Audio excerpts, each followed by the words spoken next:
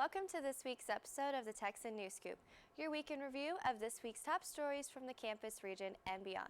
Today is October 30th, 2015, and I'm Katy Tonkin. This week's top stories are Tarleton's new initiative, suspect taken in custody after crashing into Pizza Hut, a former police officer is dismissed on a manslaughter count, jury found not negligent in 4-year-old death, volcano in Mexico spews ash, smoke, and steam.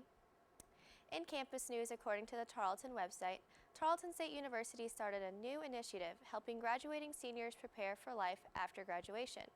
The new Tarleton Suit Bank will help students dress to impress for interviews. This program was made possible by Texas A&M University System Chancellor John Sharp and donations by members of the Chancellor's Century Council. Century Council members have donated $70,000 to create suit banks for job-seeking students to borrow.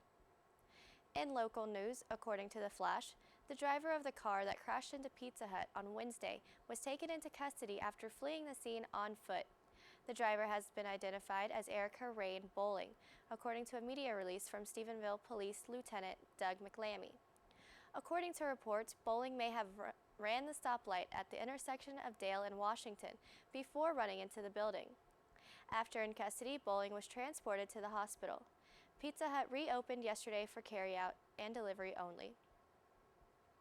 In Texas news, according to the Associated Press, a federal judge dismissed a former Austin police officer on a manslaughter count on Thursday.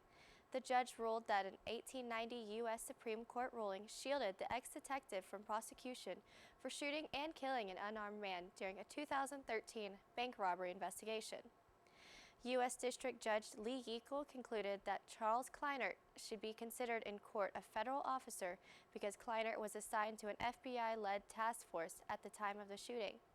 The 19th century ruling found that the fatal shooting of the suspect in California by a specially deputized U.S. Marshal was immune from a murder prosecution due to the supremacy clause of the U.S. Constitution.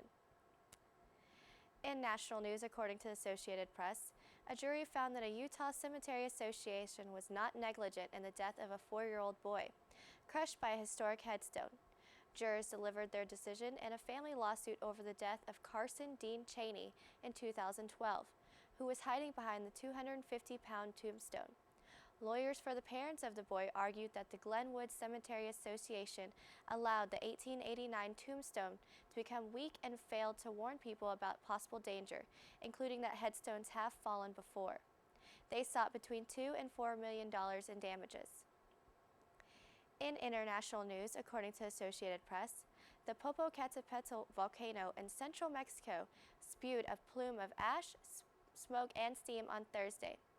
Mexico's National Disaster Prevention Center said in its daily report that the volcano now registered a total of 141 low-intensity exhalations and 8 explosions over the last 24 hours. Popocatépetl is the second tallest volcano in Mexico.